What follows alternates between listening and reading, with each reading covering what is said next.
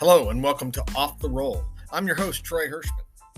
On today's podcast, we have a special guest, Brian Jones. Brian is the Senior Associate Athletic Director for Health and Wellness at the University of Toledo. He's a graduate of Ball State University in 1995 from the Athletic Training and Education program. And most recently, he was named the NCAA Division I Head Athletic Trainer of the Year by the National Athletic Trainers Association Intercollegiate Council for Sports Medicine. Brian's got a really great story, and I think you're going to find it interesting. It kind of matches up a little bit with a lot of people that we've had on the podcast, and he's crossed paths with some folks that have been on the podcast previously. So it was great to have Brian on. I know that he's been out there talking about this a little bit on social media, so hopefully it kind of meets the anticipation that he has and everybody else that's been an audience of the podcast. So let's go off the roll with Brian Jones.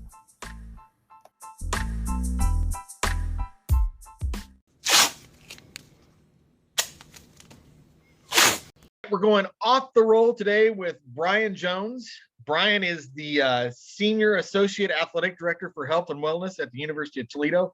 Also, this year's NATA Intercollegiate Council for Sports Medicine Division I Head Athletic Trainer of the Year. So we're fortunate to have Brian on the podcast today. Brian, how you doing?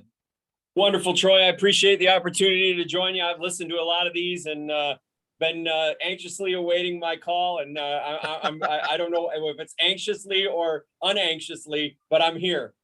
Yeah, no, it's this is going to be awesome. And I think that it's going to be you're just the personality that we needed to have on this podcast to get some stuff going. So mostly we're going to have some fun with this, but really what I want to get started with for you is how did you get started in athletic training? Kind of what's your story with how you got going? Yeah, that backstory is something that still to this day I'm very, very proud of, and how it happened is I crazy to think our beat writer here at Toledo in our local newspaper just did an article as well on this humbling award that you just talked about, and asked the same question. And it was a kind of a difficult road to remember at first, because how I got started was I was probably a freshman in high school, and I was in the car with my mom and my sister on the way back in our lovely little hometown of LaPorte, Indiana, up in the northwest corner. And my mom was driving, and I was in the back seat. My sister was in the front, and we were T-boned as we came through the intersection by a guy that ran the stop sign. Wow. And got in a pretty bad accident to the point where luckily my sister and I were okay, but my mom was pretty messed up. We ended up actually fracturing a couple vertebrae in her back through that accident. And ended up being needing surgery, and then obviously started rehab at our local hospital. And it was just so happened that my grandfather for years was the principal of our high school that I grew up in, and knew the athletic trainer there that was actually there at LaPorte High School through the local hospital. And just so happened that athletic trainer started working with my mom in the physical therapy clinic, and knew my grandfather and this and that and whatever. And kind of one thing led to the next. And, I was a football manager and a basketball manager and did all those managerial tasks. And the next thing I know, I've got my mom and my grandfather talking to me about, a guy by the name of John Coddington. And, John was an unbelievable mentor for me. I learned so much about athletic training. I learned so much about being a better man and a better person, through him. And, started talking about what am I going to do in the future? And I really enjoyed what we did. And John said, well, then you need to go to Ball State. And I said, well, listen, I'd be the only one in my family that hasn't gone to IU or Purdue, right? So I ended up coming up to visit a couple times with John and had an opportunity to work some Paralympic games and White River Park State games when Neil and Rex and everybody used to be involved in those, and Mike Ferrara, and had an opportunity to kind of bridge that gap and meet those folks. And it was an eye-opening experience that gave me a kind of an early insight to the history and tradition of Ball State. And Next thing you know, you graduate from high school in '91, and you end up as a freshman. And 4 years later, by the time you graduate in 1995, the history and impact of the Ball State program will be forever in my heart. There's no doubt about that. Yeah. Yeah. So you didn't take you made the right decision from the start. You didn't have to go to Purdue first and then Jim Russ going, "Hey, what are you doing?" I mean, hey, what are you doing? You need to go to I Ball look State. back on those days sometimes, and like I said, I wonder, between my aunts and uncles and, all the education degrees and mom's nursing degree at Purdue and whatever, it was kind of nice to step outside the box and chart your own course. So you'd end up, being at the same spot as your family. And I think in the end, that impact was of the folks that have influenced my career. I think it goes beyond just the expansions of athletic training. Yeah. When you were at Ball State, what was the first sport that you worked at Ball State? Boy, Troy, I don't know. All I remember is this, the first year that I was there, we were still in the basement of the health center because we were building, building the arena. Yeah. And, I did my rotations over there and out at Ball Gym. And I remember to myself, my goodness, is this what I'm getting myself into?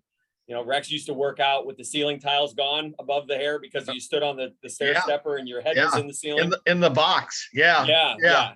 And so, that first year, I don't remember, to be quite honest, when I got in the program as a sophomore, but, I think if I look back through those times, I spent time with our football program, our field hockey program, worked obviously with Tony and men's basketball, which is, obviously where I found my niche. Had the opportunity to work field hockey, I think I just said, and, men's and women's track and field. So I really had a pretty good array of experiences while I was at Ball State, and each one of those influenced me in a different manner, right? I mean, you have, just like I tell my young staff today, you have positive and negative. Everything you do is an experience. Might be a positive experience that directs you in one way, but it might be a negative experience that tells you what not to do. Yeah. And, I navigated that road and had my share of ups and downs the 3 years I was in that program at Ball State. Yeah. Yeah. I mean, I know I teased you earlier on this year that you made it into the Ball State Athletic Hall of Fame, at least as a member of the field hockey team. which again, there's not any really athletic trainers that are in the hall. I think it's Tony was the only other one, because I think they inducted the Sweet 16 team in there. And so you're in, whether it was official or not, you're in some pretty good company with that. I think I had a lot more hair in that picture as well, though, than I do today. Oh, you did. Yeah, you did. Yeah. We all look like we got more hair in those pictures. It's okay. Yeah, we all did. That's fine. Exactly right. But no, I think you're right. I mean, I think that the way things were set up back then, it did provide opportunity to, number one, be on your own.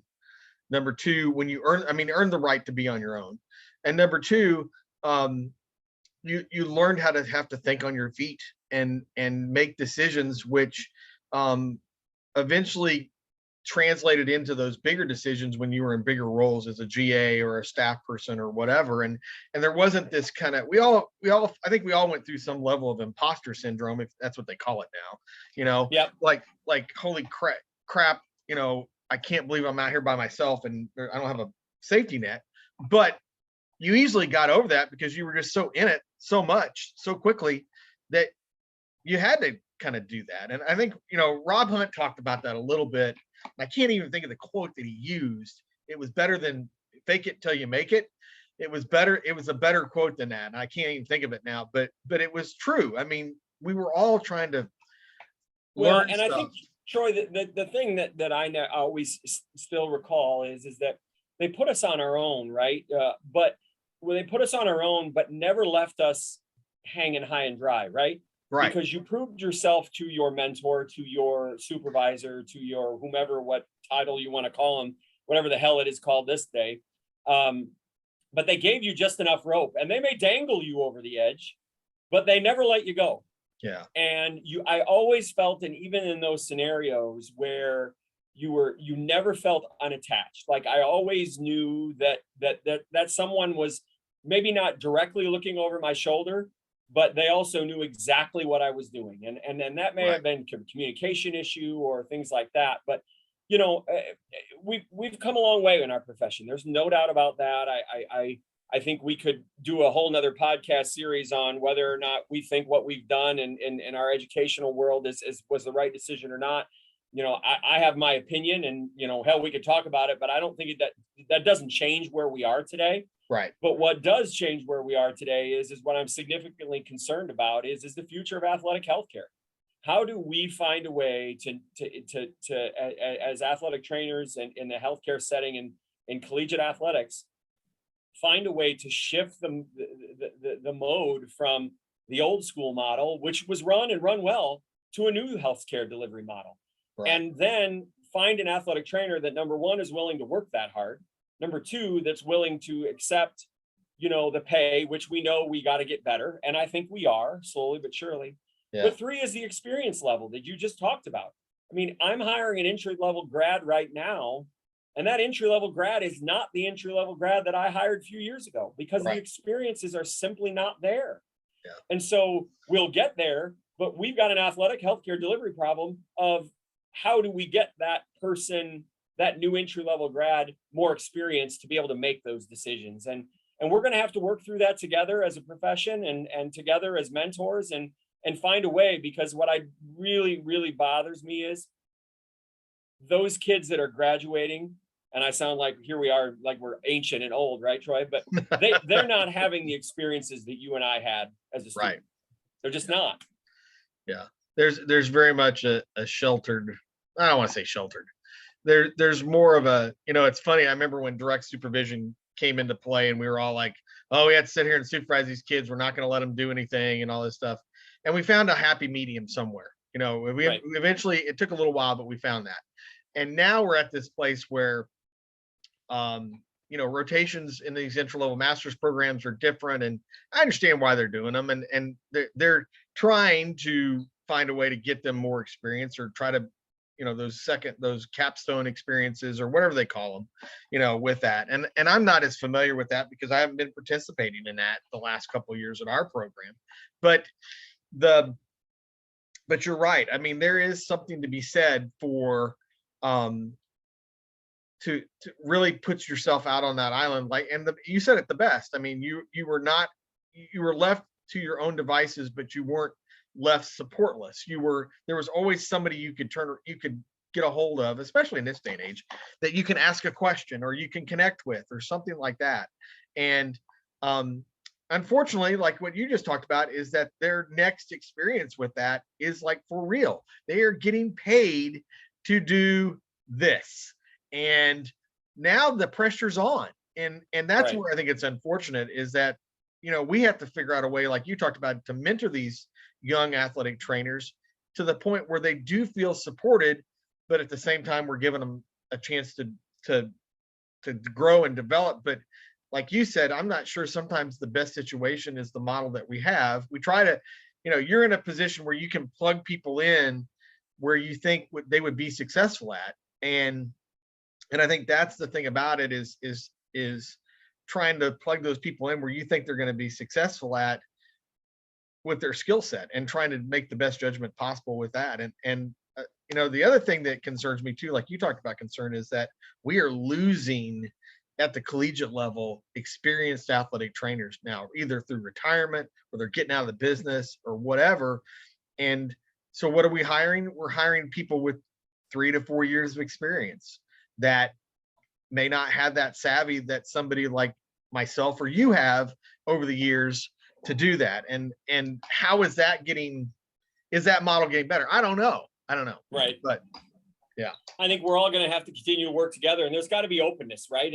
And for folks that push real hard on one scenario, if it doesn't work, we got to realize that it doesn't. Let's go back and reevaluate it. Let's find a way to work through this together. I think I pushed back extremely hard and I lost, but then I fell in line. But I also was not going to let my voice go silent on the fact that I really feel that these kids our young athletic trainers have to get that experience. And I just don't know where they're going to get it. And then, of course, you get yelled at if you offer a residency or an intern, or whatever by the powers that be. And it just, I don't know. I don't have the answer, but I just had a meeting with my new athletic director, and, we had some discussions on a lot of things. And one of the things I asked him on the way out, I said, you've talked to a lot of people, you're doing your listening tour. What is it right now you're hearing about our program that I can work on and I can fix? And his answer was, Brian, there's nothing, but here's what I am concerned about. I'm concerned about your profession in the future of college athletics and what it's going to look like. And he hit it exactly head on. Yeah. I don't know what it's going to look like. I mean, I think there'll be a lot of good out of that, Troy, and a lot of bad out of that. You're right. I look back as to, the athletic healthcare that they want us to deliver at a mid-major institution in the Mid-American Conference is getting paid at one level, and the same healthcare at the Power 5 level is getting paid at a different. Well, my point is this: the level of healthcare delivery at that Power 5 level is no different than the level of healthcare. Right. You're not asking me to provide a mid-major Power 5 or mid-major healthcare delivery system. You want that to be top notch. Well, then why are we paying different? Right? I mean, so I think our model is all messed up, and we've got to take a serious look at that. And I think we're starting that process. But look what happened with concussion. Look what happened with the medical model in general of athletics, right? I mean, it used to be the football coach changed and you got a new head athletic trainer. Well, that's typically not the case anymore. It still is some places, right, in the old historic models, right? But that doesn't happen overnight. So for a young generation that thinks that like that, we're going to make this change, it's just not going to happen. But it takes vocal critics and people like you and I and those folks that are willing to push hard to get this change. It's going to take some time, but everybody's going to have to be patient because we still have to deliver healthcare to our student athletes. Yeah. The ball still gets thrown up. It gets kicked end over end. Kids jump in the pool. They run around a track. Somebody's got to provide that healthcare. And if we don't, that's what scares the hell out of me right now is who's going to be there to take care of those kids when they go into heat exhaustion, when my, computer screams at me that it's 99 degrees outside with, how many humidity or whatever the hell else it's screaming at me right now. So, it just, put it this way.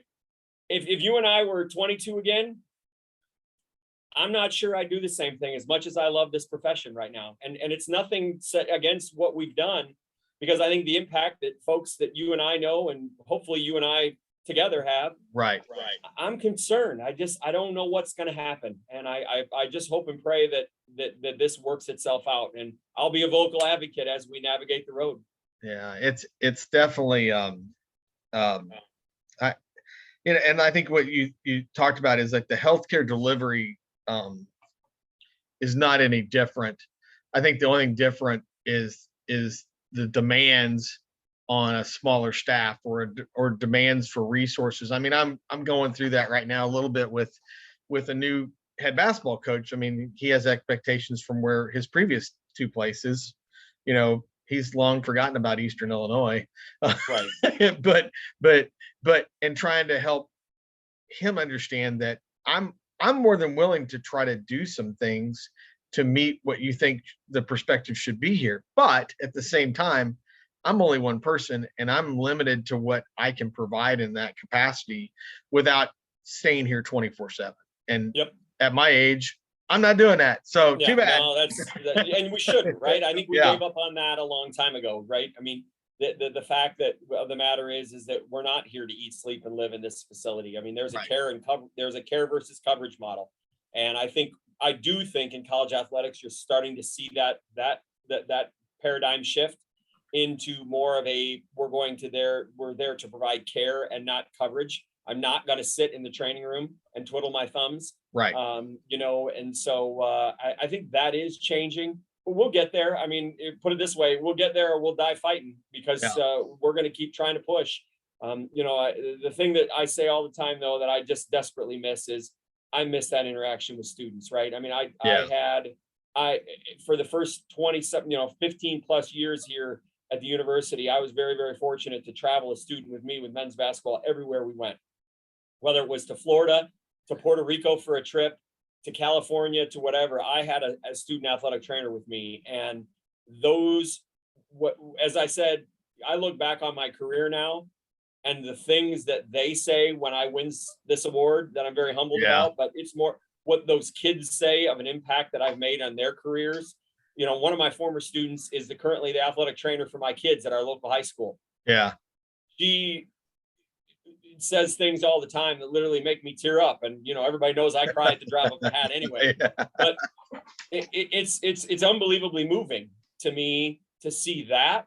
And that impact to me doesn't matter what I've done. It's not about me. It's about the impact that we've made in the communities and the athletic training students that we've graduated. And when I hear the stories they've done and the impact that they've made in their own communities, to me, that's the pinnacle of my career. Yeah, no, and that's very well done in that capacity, because I think that's the thing.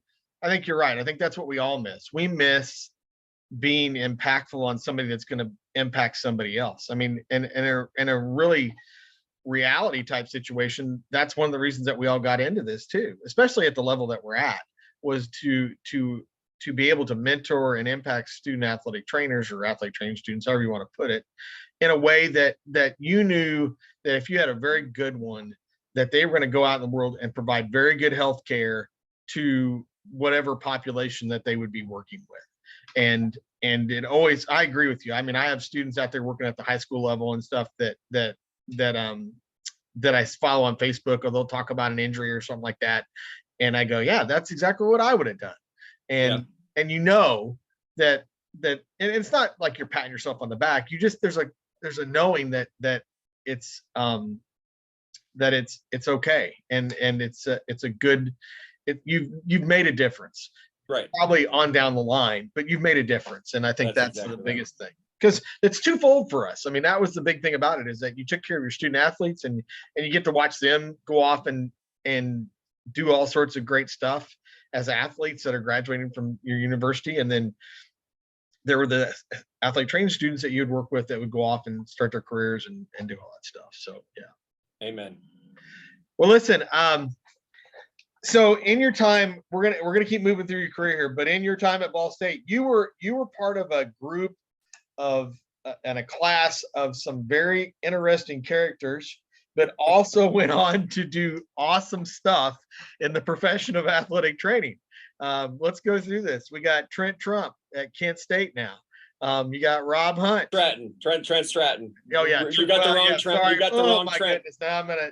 You got to rewind that tape. Yeah, I'm gonna hear. You know what the great thing about this? I can edit that out, so he'll never know. Yeah. But Trent Stratton at Kent State, yes. I always think of that picture on the wall in the Miller Athletic Training Center. So it's Stratton at Kent State. You got Rob Hunt now at Notre Dame. Scott Knurr at Wyoming. Mike Miller, Detroit. We could say Trent Trump at Crown Point High School. We can say that. Yeah, absolutely. Yeah. Basically almost a college campus in its own way. I'm trying to think who else is, I'm forgetting somebody and I forget. But to me, that is, that was the pinnacle of Rex's tenure here when it came to student athletic trainers, of people that were going on and doing outstanding stuff at a high level with that. And any stories about those guys in your time? I look back on those days, and we laugh, and we laughed a lot. We got into a lot of, we had a lot of shenanigans. We had a lot of trouble. We did some things that I probably wouldn't do again.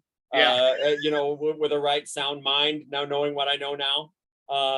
But as I look back on that, I think to navigate the road we did with some difficult scenarios with our preceptors, with the staff at the time, I'm not sure I want to get into that, and I'm not sure. No, we don't have to. And it's probably not worth it. But my point is this, though, is that what we navigated during that time together as a group, and you look at the class before and the class after us, right? I mean, you look at Billy Cowgill, graduated with me before, and I mean, you look at the class that was mentored on us and that we mentored behind us. Boy, these folks, I mean, what Ball State put together, I mean, you'd think that Rex and Neil and Tony were recruiting. right? I mean, Yeah. folks chose to come to Ball State, but Right. you think that they were recruiting because they wanted to try to get the best of the best and to get us all together. And who knew at the time, right? I mean, Right. I Oh, had yeah. no idea at the time where I'd end up. I mean, I had no freaking clue. And I don't think a lot of other folks did either.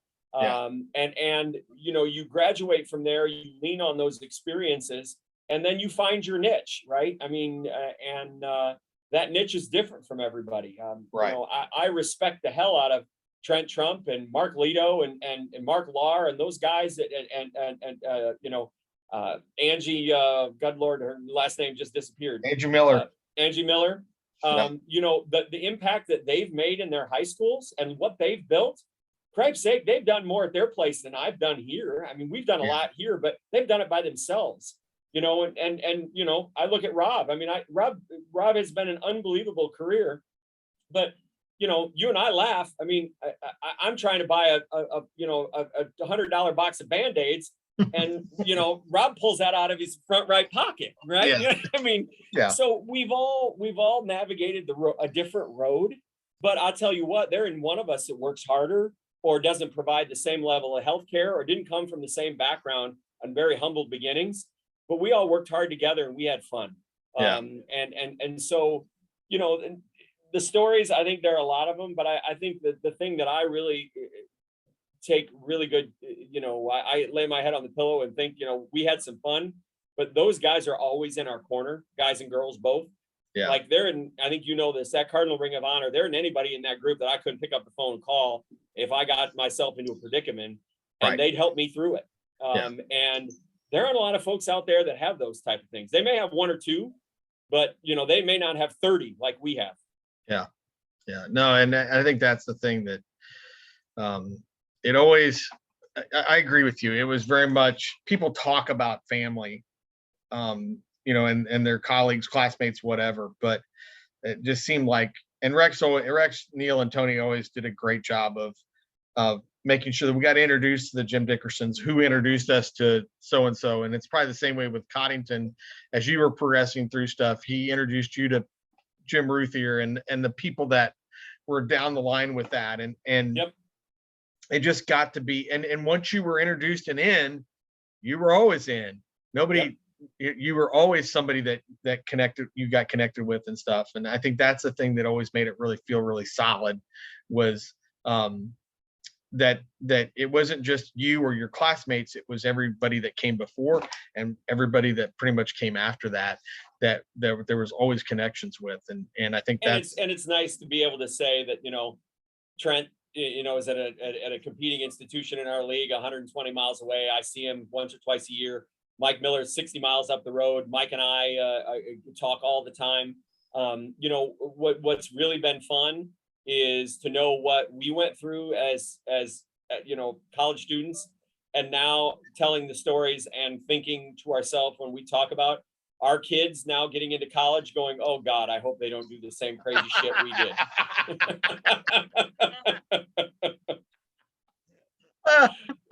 So it all comes full circle. So I know, Troy, my son just finished his freshman year here at Toledo. And I tell you know, Miller's got his kids are getting older, getting ready to go. One graduate from high school soon, and you know, Trent's girls. I mean, it literally gets to the point where it's like, man, how did it happen so fast? We just blinked, and it seemed like yesterday. You know, I was sitting right where you are today. You know, with Rex, Tony, and Neil, and you know, joking about things as a student. Yeah, you're enjoying a spinaus and schlong of popcorn and. Absolutely. And some Retson. Chi-Chi's, and you talk about days oh my goodness, don't exist anymore. You know, I look back on those days every Monday night with Tex Ritter. And Chi-Chi's and chili and chips and Jill, our waitress. I wonder what happened to that woman. But I tell you what, the stories and the impact that made on Monday nights to me. You take away all the other stuff in athletic training. I learned more about becoming a human, about becoming a man, about becoming a good person. Sitting there at that bar on Monday nights than I did during anything else that we did in those 3 years I was in the program. You might even have my wife. She filled in for Jill sometimes at Chi-Chi's on Monday nights. Okay, that's how. I mean, that's kind of how the oldest back in the day. That's how kind of how we. Well, it would have been a little bit later, but that's how we kind of met. when we were at St. Joe's. She's like, "Oh, you're an athletic trainer?" "Yeah, I went to Ball State." "Did you go to Chi-Chi's on Monday night?" I'm like, "Yeah." She goes, "I know all those guys." And I went, "What?" Holy crap. And you can't do that today. I'd probably get fired if I did that today. Yeah, it's unfortunate. It's unfortunate. I mean, I remember, getting a case of beer at the Green Jug and going to my house on Rex Street, and Rex and Neil and Tony were sitting there on my porch because we had a porch swing, and we were sitting there till dark drinking beer. I mean, it's just, you can't do that these days. It's unfortunate because you're right. You're exactly right. That's when the informal education really happened. Like them sitting down with you. They couldn't sit down in the office like where I'm at right now with a bunch of other students and sit down and tell you, like, all right, you need to go here to grad school, or you need to do this. They couldn't do that because somebody would perceive it as unfair, or you're giving them an advantage, or you need to call this guy at such and such high school because there's a job opening there. That they could do that in those informal settings, and and you knew that you were kind of in a little bit with that, and they could do that then because it was just one-on-one at that time. And that was an opportunity to learn things that in this profession that unfortunately aren't taught in textbooks, right? Yeah. I mean, I learned more of the stuff that allowed me to make it an impact in my institution during those times than I did the other time. I tell my staff all the time, I'm a average clinical athletic trainer at best. But what I am really good at, to pat myself on the back, is knowing where my resources are, how to use them, how to engage with people to get the job done. Yeah. And I'll be the first one to say it. I mean, there are a lot better athletic trainers that have a hell of a lot better skills than I do. But I know how to get the job done and where to lean on my resources. And I learned that by those interactions, at Pete's Duck Inn over a big ass pork fritter. Yeah. I mean, the stories, those things, those trips, those lunch dates, going to Steak and Shake and eating the chili mac. I mean, we laughed. I mean, the Pizza King, Gyro King, or whatever. Yeah. Oh yeah. King Gyro. Yeah. Yeah. There it is. I mean, those lunches to me were so fun. I mean, I wouldn't miss that for the world. Yeah. I learned and gained more from those and the relationships that I built. Like I said, I lean on that Ball State family more today than I ever have before. Yeah. Well, I was going to leave this till the end of the podcast, but I think this is a good segue to start off a little bit. But I'm going to give you a chance to rebuttal the golf club story. Oh, Lord. Troy, I got to be honest with you here. There isn't a rebuttal. I got my ass whooped on that one. I mean, I'll tell you what, I was mad as hell. Oh, I was so goddamn mad at them. And you know what? I'm still mad at them. But they were 100% on. I mean, I was hoodwinked. And I think that honestly, that might have been my first rotation. I think I was a sophomore working football. And we had so much fun. I mean, I remember at one point in time, Tony Friesen during that year, he froze ice in JP Burford's shoes in the freezer. I mean, we did crazy stuff that you just can't do today, right? I mean, yeah. But I mean, I went on that trip to Syracuse, and me. I mean, if you're not 15 minutes early, you're late. Yeah. So I'm always early everywhere. And I showed up and I threw my God blessed golf clubs right on that plane, and I had no idea. And to this day, we sat in that room, and I remember exactly where I was sitting. I mean, there were 2 beds, Tony, Rex, and Neil was in there, a few others too. I can't remember who was all. And I was sitting over there at the desk in the corner. Yeah. And I mean, those idiots are talking about, they still had it going. It was 10 o'clock at night. And they're like, oh, we got to get up at 8 because we got to be on the golf course, blah, blah, blah, blah, blah. And all through all that. And then finally when it hit, I literally felt so stupid. And I'm literally thinking to myself, now here's the bigger problem. I got to get those goddamn golf clubs home. Yeah. And now I'm trying to hide them, right? I'm like covering them with towels and wrapping them in tape. And I'm like, I got to get these suckers home. Oh, but it's a story I will never live down. And it goes into the annals of athletic training history. I can tell you that there aren't very many people that can say they took their golf clubs on a football team trip to wherever they went. Yeah. Syracuse, I think it was. Was it Syracuse? Yeah. Oh yeah, the orange course. I can remember. Listen, it's still vivid in my head. Oh my goodness. Well, good. That was awesome. From Brian Jones' perspective. Yeah. Did Tex say anything to you? Oh, of course, in typical Tex fashion, he was sitting there. He's like, "Why do you think you need to bring your golf clubs on a goddamn football trip, you dumbass?" I mean, I can still, he's sitting in a corner. I can see Troy, I can still see the room. And that was 30 years ago or whatever. Yeah. That room that said, "Oh, I was so blessed mad at them." Yeah.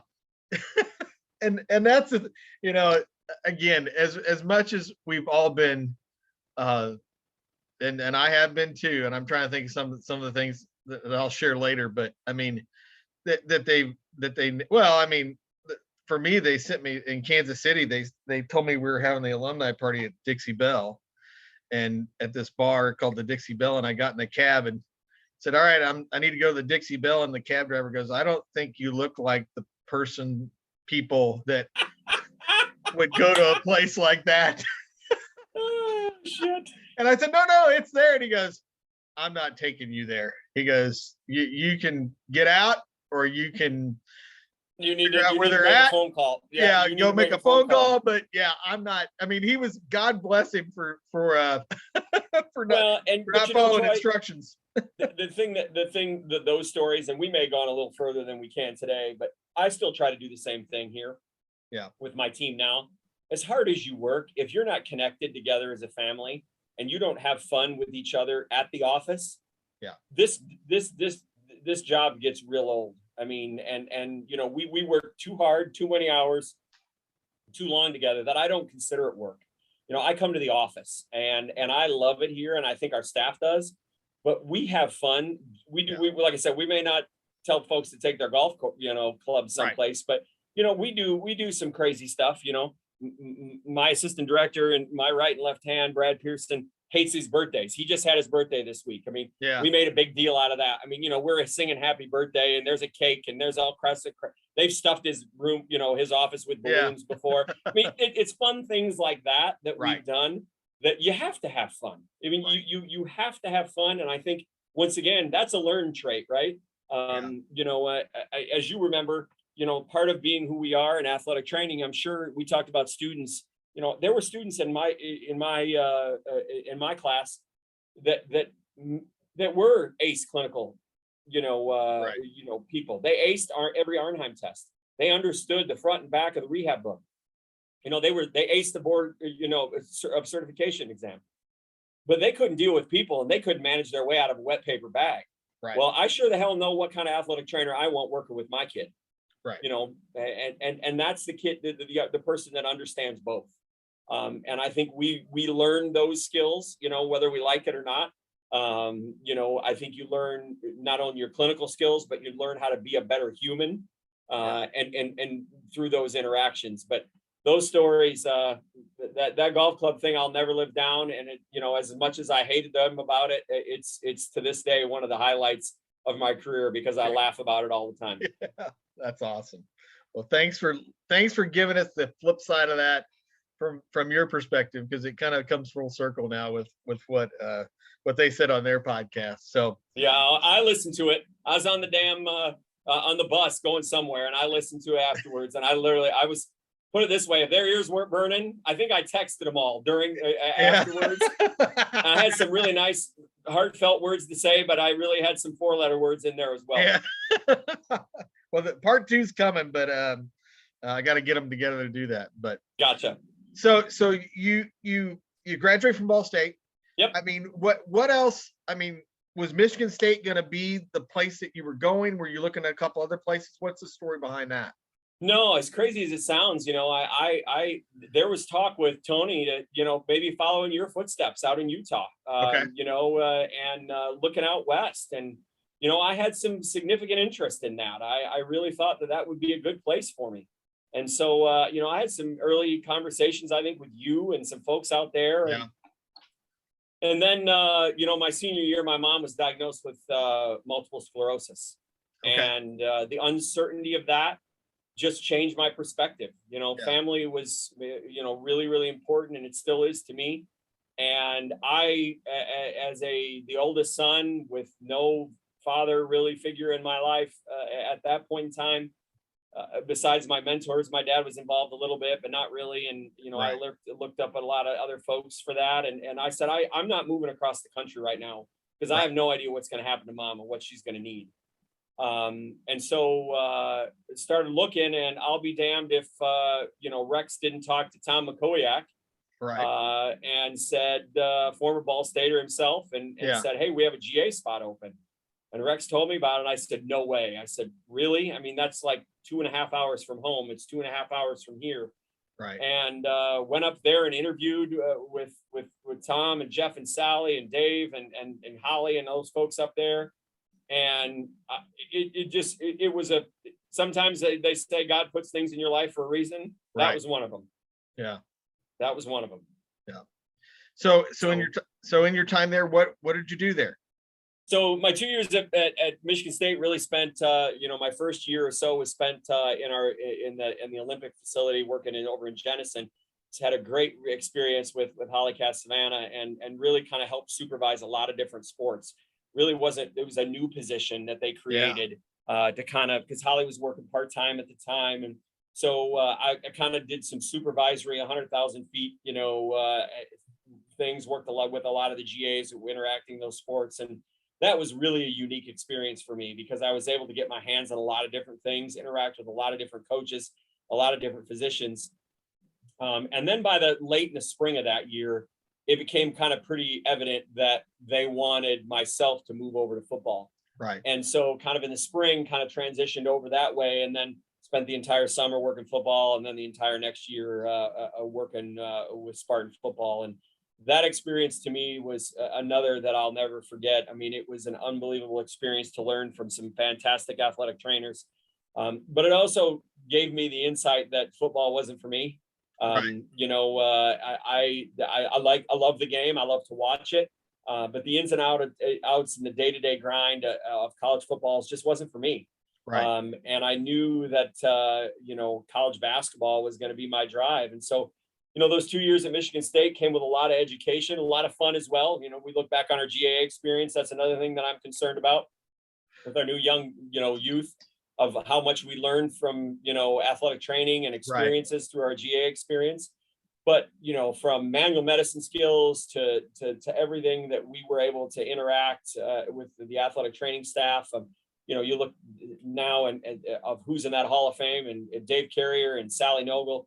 I mean, it's not very often that you can say you mentored under two Hall of Fame athletic trainers. Right. And that on top of what I came from at Ball State was, damn, I'm not sure how this could get any better. Right. I mean, every move I make, it's like, this only gets better and better and better. And the foundation that I had and moving there. But it just so happened after those 2 years that, a position opened here at Toledo. And I knew Dave Huffsteller from my time at Ball State. Coach Saban at the time had just left Toledo, the year before. He was a football coach at Michigan State at the time. I walked into Coach Saban's office and said, Coach, I think I'd like to apply for the Toledo job. And he said, sit down, Jones. And he picked up the phone and called Frank Horton, who was our president here at the university at that time. Yeah. And he said, hey, listen, I got this trainer you got to hire. And the president at the time probably has no idea who an athletic trainer was. I think our presidents now do, right? But Frank, I could hear him on the other line say, Nick, what are you talking about? Right. I mean, he's like, but needless to say, Coach Joplin, was a Michigan Stater. Stan was assistant under Tom Izzo. Now was our head coach at the time here. It was one of those perfect storms where I came down and met with Dave and a life just aligned again. Right. I mean, every move I've made in my career has only made me a better athletic trainer and a better person. And I think a lot of that is just credit to the circumstances that I was placed in and the folks that mentored me. And it's crazy to think, but in August I will start year 25 here at Toledo. Yeah. I mean, that just baffles my mind that I'd be here that long. But there isn't a day that I would give back. I mean, I tell my staff, and I think you heard me present at the Max Sports Medicine meeting. 5 years into my career, I was working Power 5 basketball, or I was going to be the director of sports medicine at some big old school and this and that or whatever. And your goals and priorities change. Yeah. And if your goals and priorities don't change with your circumstances and your surroundings and what's important, then you may not be doing things for the right reason. Right. And I think that's what's done. That's what we've been able to do here. We've been able to build here at Toledo. My family, my wife, she played basketball here at UT. Hell, she's in the Hall of Fame. I mean, we're both kind of part of the bricks and mortar of this place right now, right? I mean, Right. My kids grew up here. They grew up, one of the things when my son started going through the collegiate process, Troy, was we didn't tell him he had to go to Toledo. But you think about that, the only thing that 18-year-old kid knew was Rocket Athletics. Yeah. That's all he knew. I mean, I've been here so he grew up in the training room. We have baby pictures of both kids sitting at center court. I mean, we wanted him to go experience something else. And he said, no, Dad, I want to go to UT. This has been a part of my life, and that's where I want to go. So a place can impact you. Mm-hmm. That's what I think Ball State has done. That's why our Ball State family is so strong. My concern is it falling apart? And that may be something that nobody has any control over, because our students have changed, our staffing has changed. Those folks that did have and were significantly impacted are getting older. Unfortunately, some are passing away. I worry what it looks like, and will that camaraderie, and will those folks, will they have what I have at Toledo, what we have at Ball State in 20 years? Well, I don't know. That concerns me for a lot of reasons. Yeah. Kind of paint me a picture a little bit. I mean, 25 years ago, you show up on the campus at Toledo. How many staff people are there? How many GAs did you have? And then what do you have now?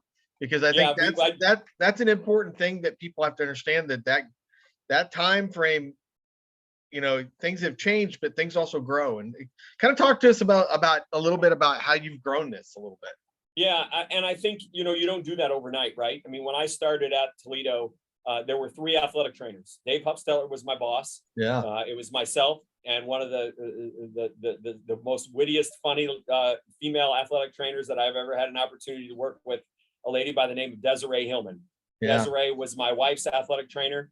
My wife has way more stories, obviously, than I do of Des. But let me tell you, there's some funny ones. Yeah. But the 3 of us, and at the time we had like 1 or 2 doctoral GAs that were kind of half in our program, half not. They worked, they kind of covered track and field and this and that or whatever. And then we kind of started to grow the staff, right? I mean, it started to slowly but surely grow, and we added a couple young females, and then was able to expand the staff a little bit. And then as we continued to kind of make some changes, we were able to add on some additional graduate assistant athletic trainers from some partnerships with our education program. And so things started to grow, and we got to the point where, we started adding staff, and we realized that, the demands were different. People were practicing. Hell, when I started here, I started working football. Then I transitioned over to help with women's soccer. And then when women's soccer would be over, I'd immediately transition into men's basketball. Right. Worked men's basketball, literally worked my last game. And talk about student supervision, why I'm working my last game or still playing into March. I had a student, probably who was a senior, covering baseball at the time. Yeah. And then I'd literally leave football and go right over and work baseball. And so, one of the things I've joked about all the time, that's why my rear end works in indoor sport. The weather never changes inside. It's always 72 and nice and cool. I don't want to freeze. I was done freezing my ass off outside. And November in football and in March in baseball. No, I'm too damn old to do that. And but no, now what we've done is we have I have a staff of 10 full-time certified athletic trainers, 3 graduate assistants, a full-time insurance coordinator, a physical therapist. But you and I've talked about this before. What folks don't understand is that doesn't happen by throwing some pixie dust in the air or waving a magic wand. Right. That happened by building relationships with your physicians, with your administration, and realizing that creating value in what you do. And I think that to me is still one of the things that I try to instill in all of my young staff is that it's just not about taking care of your 26 student athletes or whatever number that is, but you've got to make an impact. Make an impact in your institution somewhere. If you're at a high school, get to know the AD, get to know the school nurse. If you're at a collegiate level, get to know your AD, get to know your SWA, get involved in your DIE community across campus. I don't know what it is you're going to do, but you've got to find a way to get involved. Because if you just sit in your office and tape ankles and throw water around, yeah, you can do a good job, but I'm not sure that that's going to be very fulfilling of your career.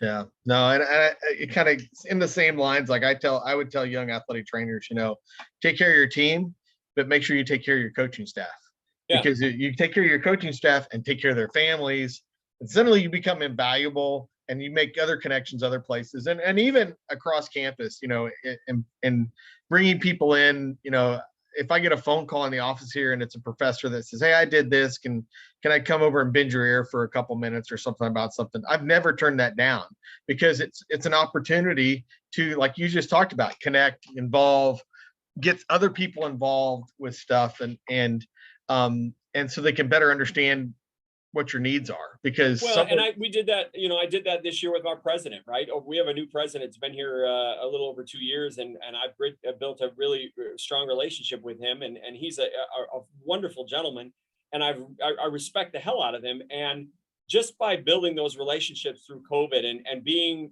on the COVID task force for the institution and offering my opinion, and sometimes not being afraid to push back, right? And making sure my voice is heard for our student athletes and what's happening and what's occurring. And we may not always see eye to eye, and that's okay. But by doing so, I was the sole representative in the athletic department on the search committee to hire our new athletic director. Well, that didn't happen because I was an athletic trainer that, has been here 24 years. It happened because I've made my name. I've built relationships. I've leaned on folks. And that becomes a two-way street. And therefore, we want to put Brian on this committee. And, I'm still honored and humbled that I was even had a part of that. I mean, it's not every day that occurs, right? And so to me, that was, just a very humbling opportunity. But it was about the future, right? I mean, we wanted to hire a good AD to take Toledo forward, because, this is a special place for me. And so those things I hope, I'm trying to ingrain in my young staff now, because I don't have students. And so I want to help my young staff as they continue on in their career. And hell, I'll turn 50 next month. I'd like to think I'm still young. I got something left in the tank. I'm not taking my golf clubs to Syracuse, but no, you definitely are. I mean, and I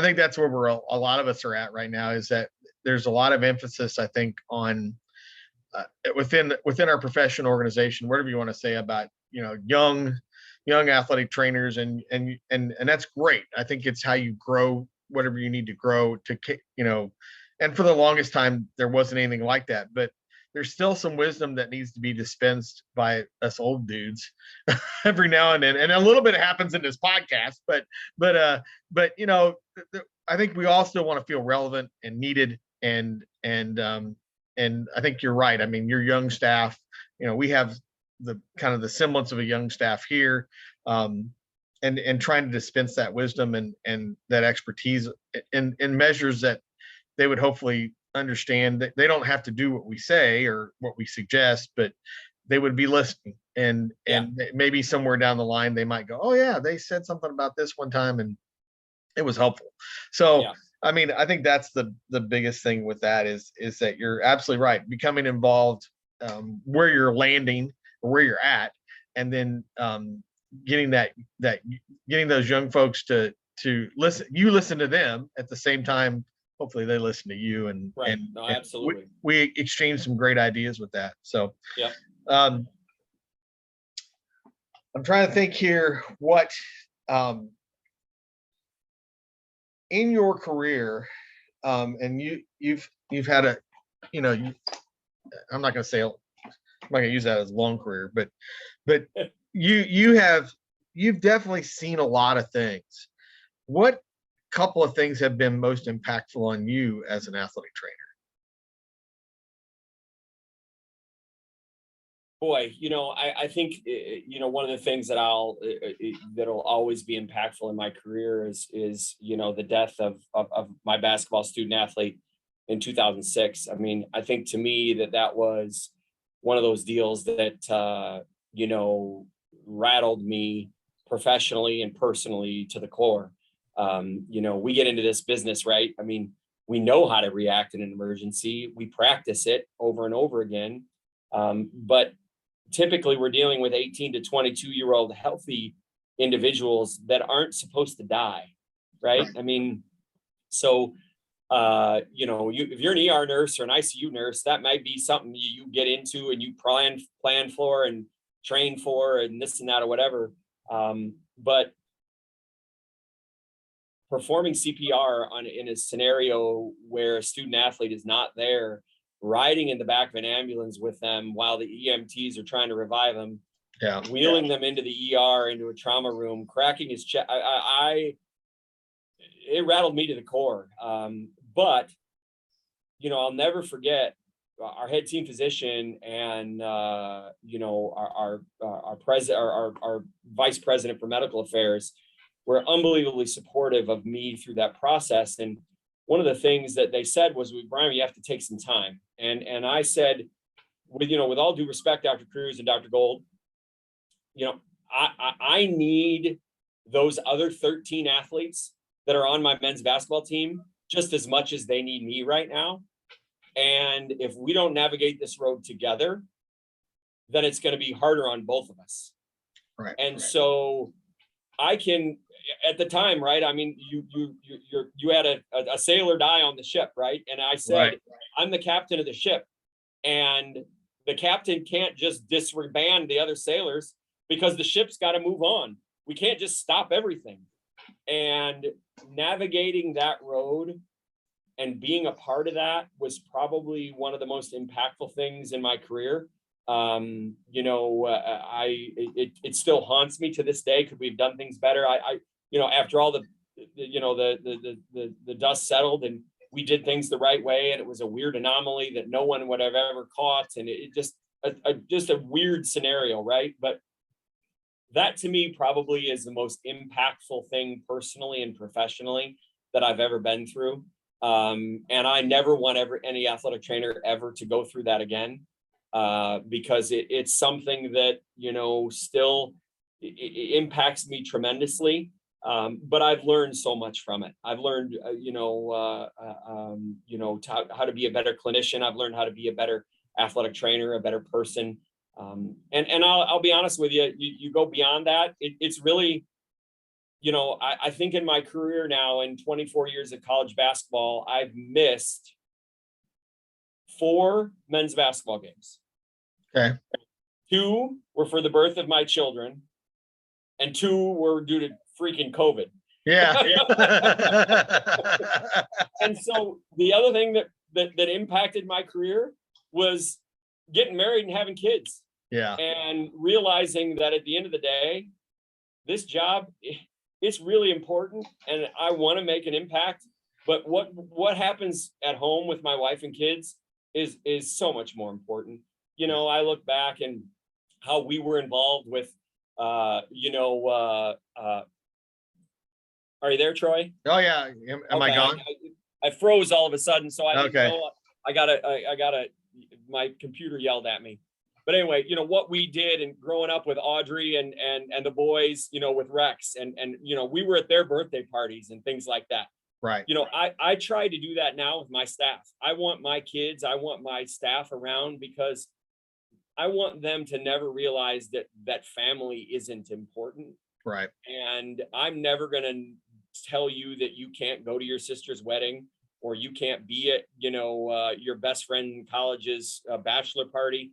If it's important to you, then we'll find a way to make it happen. Right. And I think I learned that. And I think that to me has probably been the most impactful thing, beyond those major clinical issues as an athletic trainer is that don't ever forget that family first. And that was our motto this year, especially coming off of COVID.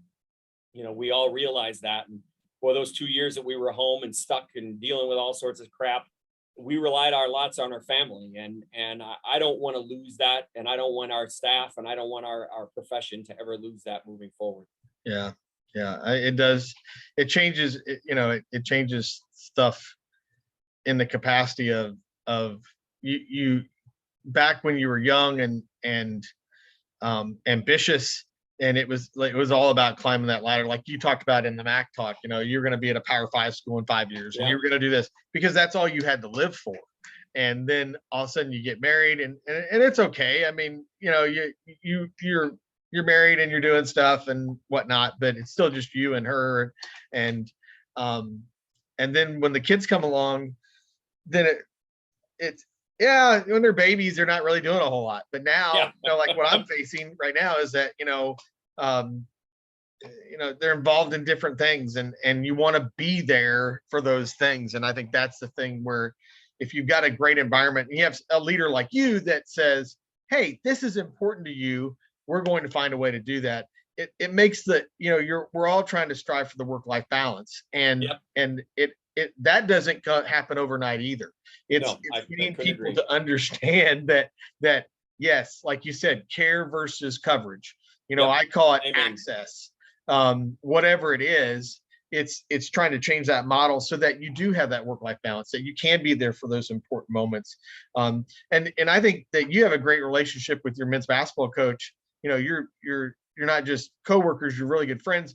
And he's allowed, kind of like my previous coach, to like, hey, why don't you bring your kids on a road trip? Or, and that helps create that environment that is it's unusual to be able to include your kids into what your life is. And that's the one thing that I'll never forget Whitford telling me. He goes, it was Jason Grunkmeyer that said, hey, they need to see what they see you go off and you're gone for a couple of days and then you come back, but they don't really know what's going on. They need to understand that your work is just not in this building.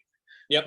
You go different places and do different things. And so that was always, and that's what sucked about this past year, COVID years, when we were, they couldn't go along with us. I mean, my youngest was the only person that hasn't gone on a road trip. Right. No, I hear you. And my hope is that changes, right? I mean, I think we're turning the corner that maybe it is. Yeah. He's all the time asking me, like, what's it like when you go to the hotel and stuff? Because he's heard from his brother and sister, like they got a pool and you can go swimming, and then we go to the gym, and so he thinks it's like going to Disneyland, and it's a road trip. Dad still has to work though. At some point, I do have to work. Yeah. You've got this award this year. It's a very important award. Technical difficulties. It's okay. It's fine. Even the best podcasts have those. So, so back to this. You win this award this year as the Division I Head Athletic Trainer of the Year. What would you kind of impart? I mean, you've kind of described a lot of, some advice and wisdom on a young athletic trainer in the podcast so far, but you've won this award. What do you feel like is kind of gosh, I can't even now I had it all thought out and I can't think it out. I can't think that threw me off. But what if you had to give one piece of advice to a young athletic trainer starting out, what would you give them?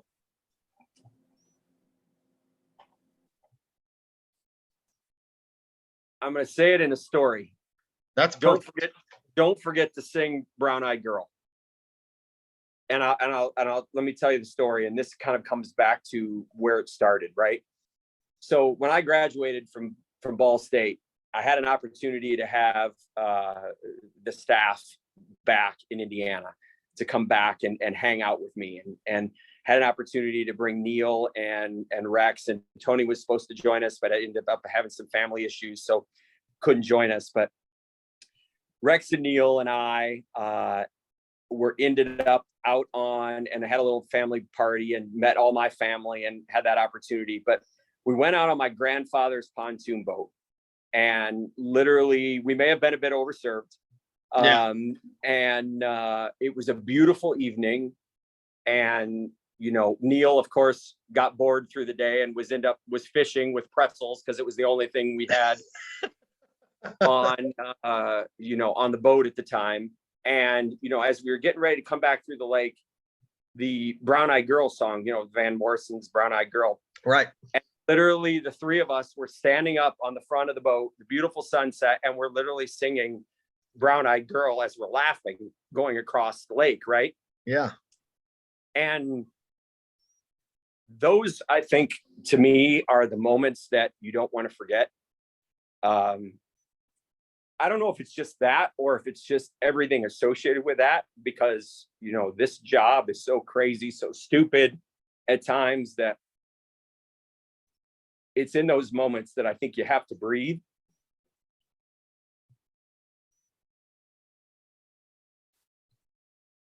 And realize sometimes there's things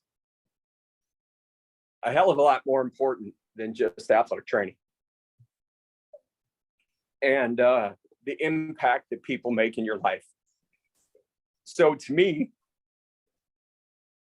it's not this award shit. It's very humbling, and you know, I'm kind of pissed that, yeah, be honest with you, at the NATA right now, they get me started on that as a side note, because you know they've made a financial decision to scrap their people and not recognize committee awards. It's not about me. This is about what we've built and what we've built together, and the ride. It's about the journey for me. So this award isn't about what I've done. It's about what we've done and who we've influenced, and it's about the ride. So as I come back and say, don't forget to sing Brown Eyed Girl, there isn't a day that goes by that Rex and I don't, if we hear that on the, you know, on the dang radio, we take a picture and send that back and forth, Yeah. or whatever, because those are the moments that, if you don't let those moments go by, work your ass off, you know, have fun in doing what you're doing. But remember at the end of the day that you're still a human being before you're an athletic trainer. And if you do that, then I think you'll probably end up with a hell of a career and a hell of a life on the backside of it. Because, you know, like I said before, I'm extremely humbled to be honored by your peers. I take it a step further, right? I mean, Neil was awarded this award 2 years ago. And so to literally think that I've won the same award that one of my mentors has, well, cripe's sake. I mean, like I said, you talk about right place, right time, and God putting people in your life to do the right thing. I mean, and then, you know, my assistant director, I just mentioned Brad Pearson. I mean, Brad wins the staff athletic trainer of the award 2 years ago. Right. I mean, this award has been won by 3 Mid-American Conference folks. Yeah. You know, that speaks pretty highly of what we're doing in Max Sports Medicine. Yeah. And so, you know, I know that's a long answer. So, but I literally joke, you know, don't forget to sing Brown Eyed Girl. Yeah. No, it's kind of the same advice I give to athletic trainers when they find themselves in situations like, well, I remember a couple of years ago, or it might have been it's a couple of years ago, but that Utah had just hired a new athletic trainer for the women's gymnastics team. They made it to the Super Six. They were like the top 3 that were predicted to win. And I got her email and I said, don't take a moment and stop and look around. Yeah. And take in the moment just for that moment, because you may never ever get back there again. And I think you're absolutely right. You have to be paying attention to really think about those moments and where you're at. And in your case, you know, it was with 2 of your best friends. You know, when you're starting your career out, when you're on the cusp of really kind of taking off it, but you don't know it yet. Yeah. And you're just taking this moment to just enjoy the company of some folks that you really care about. And I think that's the thing. Sometimes, like you said, we get so ingrained in the whole thing that we forget to stop and just take a moment to realize where we're at and who we're with, and just take a breath and enjoy it. Right. That's exactly. And, you know, I've had a lot of laughs and a lot of tears at certain times. Yeah. When I can't eat pretzels, or go fishing or hear that song without thinking of that story. And I can see Neil like trying to put those stupid pretzels on a hook. I could see that. Like he's like, oh yeah, and then of course the pretzels dry. He's trying to bait it. I mean, he's trying to knot it. I mean, it didn't go well, Troy. It didn't go well. And the fact he's probably got a few pops in at the same time. Oh yeah, just a few. Yeah. Needless to say, we didn't drive back and forth. I think either my grandfather, my uncle, somebody may have been with us, so we didn't, weren't driving when we weren't supposed to or whatever, so right. I wasn't breaking any laws and didn't want to get anybody in a tizzy here. But no, that moment, this award, this opportunity to be part of this Ball State family, to me, is something that I hope we've built. I hope in the future that kids have an opportunity to be a part of. Because if they don't, they're missing out. Because I'm a better person, you're a better person, we all are better people because of what happened to us as a student, as a graduate assistant, as a young professional. And if you don't have those mentors in your life to be able to help you through that journey, boy, number one, I think I feel sorry for you, and number two is it makes that journey really damn boring. It's really, and it's interesting that even though we're in different places, like, just when I was down at the race this year, talking to Rex and we're all in different places, especially in our lives. And yet, Jessup was down there in Whitehall and Miller and we're just talking about stuff and we're still telling stories from when we were all there and laughing about some of those stories and situations and whatnot. That's part of it. So, all right. So this is the last thing. All right. Now that I got you this emotional moment, but now we're going to laugh because working men's basketball as a student, every student working men's basketball has a plum story. What's yours? Well, there's so many. I'm trying to think of the best one. So I think the best one for me is that my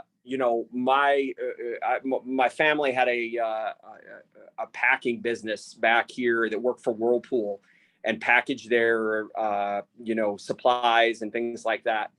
And I remember coming back and looking at Tony after coming home from a break or something or during the summer job, and I literally said, I brought a roll of shrink wrap back. And it wasn't, it's the wrap we typically use right now on our damn, student athletes to wrap bags on. And that's like a 4-inch wrap. Well, this was like, a 2-foot wrap. And I brought just the end of a roll home. And all I remember is in the middle of winter, we, Plum every day at 9 o'clock, out the door he goes to go to coffee, right? To Bob Evans.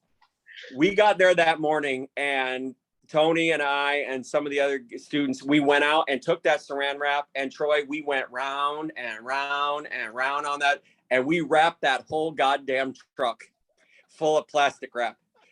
And then, of course, you got to remember that lot in between the arena. Yeah. So we wrap it, we get done, and we all sprint up top, right?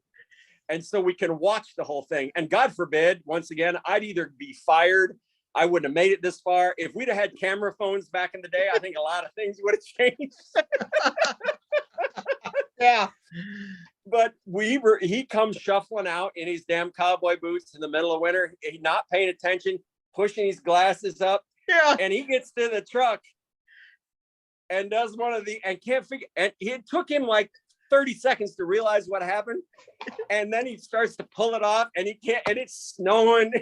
He can't get it off. And we're laughing so hard through that glass window way up high. Yeah. He hears us and he looks up there. You sons of bitches. It was funny because I think it's good again that you're the source. You were the source of all that. So Rex and Tony and on their podcast had mentioned that, and Rob Richards.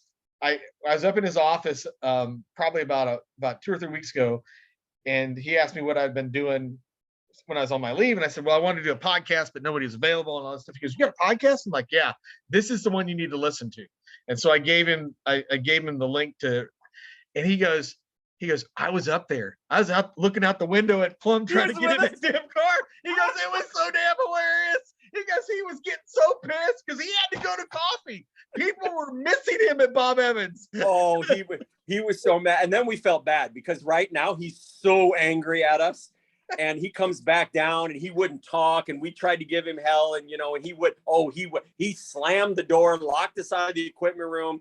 Oh, he was so angry. And then we felt bad. So I'm like, all right, guys, we got to go take this off. Right. Yeah. So we ended up taking it off and whatever. And I think within the hour he found out it was off and he was back out the door, went to coffee. But oh Lord, I'll never forget. I came home with that rap and I literally walked in that office and I'm like, guys, here it is. And they're like, oh my Lord. I mean, and when Troy, we went that old red truck we went round and round and round. And then I can't remember who was with me, but we decided, well, round and round ain't good enough. So we were standing on each side of and we were passing it over the top, right? So it was like, I can't imagine. Well, first of all, he's saying a few words about athletic trainers and somebody he's mad at some, but just the sheer, like, how am I going to get out of this one type look. And I don't know if we were laughing or we ended up beating on the wall up there or whatever. Yeah. When he turned and looked up and saw it like that, it was like we were watching down from the gladiator, the old Rome gladiator. Yeah, and he's down there. Oh my Lord. But once again, there's another one of those deals where it was family, the love, and when Dave passed away, a few years back, it was a piece of you that left, right? I mean, the stories that the impact that he made, the laughs that you had, the crap that you went through together. He needs a Coke and smoke. I mean, there are a million things. There's 100 other stories that we could tell, but it was just one of those deals where he was part of who we were. And so was Tex, right? I mean, I still stay in contact with Tex Ritter. I'm sure you do. What an unbelievable human being, but the stories, the laughs that we used to have. Oh yeah. All those things together. I mean, we didn't even touch on our physicians, and I know we're wrapping up. I mean, everybody at that Ball State family, I tried to take that and move to Toledo because of how much it impacted me and how much the future, it's one of those deals where it was so important for me to honor my past by making what we're doing here part of that. Yeah. What we don't ever talk about, though, I think too, is that Dave antagonized Tony as much as Tony and Dave. Tony was always one up on Dave, but Dave antagonized Tony as much as anybody. I mean, to get back at stuff. I mean, just it was a two-way street. It was a two-way street. I had an individual here when I got to Toledo by a young man who was an unbelievable rocket by the name of Bobby Graney, who was a Down syndrome young man that was worked in our equipment room. And the relationship that I had with Bobby was something that I treasure still to this day. He passed away a few years back, but I still stay in contact with his parents in Florida. And because of the impact that, they always write Christmas cards and say the impact that you had on Bobby was so strong and blah, blah, have all these nice words. And my comment always is, no. You're missing the point. It was the impact that Bobby had on me. Yeah. Right. So those are the things that I think, as you said, you're right. Tony gave Plum a lot of shit, but Plum gave, Tony a lot of shit too. Yeah. I mean, we gave Tex hell. Tex gave, Rex a lot of hell too. And, but it sure made those long days a hell of a lot better. And they made it more fun. Yeah, for sure. Yeah, absolutely. Well, Brian, we are getting to our time limit here or whatever, but it was great to have you on here. Congratulations again on your award. I really do wish that you could find a way to celebrate somewhere, shape and time and place, even unofficially. The good thing about it is you talked about vendors and friends, Troy. My institution's going to do something for Brad and I here in the month of July and really going to do something nice. And we're really appreciative of that. But I just found out this morning that Ken Zisholtz, Mile Guard, Paul Calloway, they're really trying to put together a little bit of a reception for us. And that to me speaks volumes of the impact that we've had and the relationships that we've built. So Right. if you're out in Philly, I'll have 5 of my staff there. We're probably going to end up somewhere for a cocktail, and I'd love to be able to toast with you. If you're out there, please reach out, and we'll connect, and we'll tell some stories just like we did here today.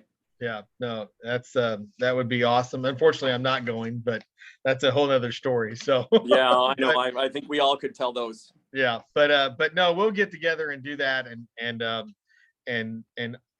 toast you, roast you, whatever it might be. A combination of both. I wouldn't have it any other way. Yeah, exactly. But thanks for being on the podcast. Thanks for doing this, because I know we're all very busy, and it means a lot as I'm trying to get this thing going with interviews and stuff like that, and people telling their stories. It was awesome, and I really appreciate it. Even with the technical difficulties, we'll get those edited out. Not a big deal. But fantastic, Troy. I really appreciate you taking the time to being able to allow me to tell my story and the impact that Ball State has had. And I wish everybody a wonderful summer, and stay healthy as we navigate the end of this. And we'll cheers to everybody soon. Yeah, stay on the line a little bit. So we've gone off the roll with Brian Jones.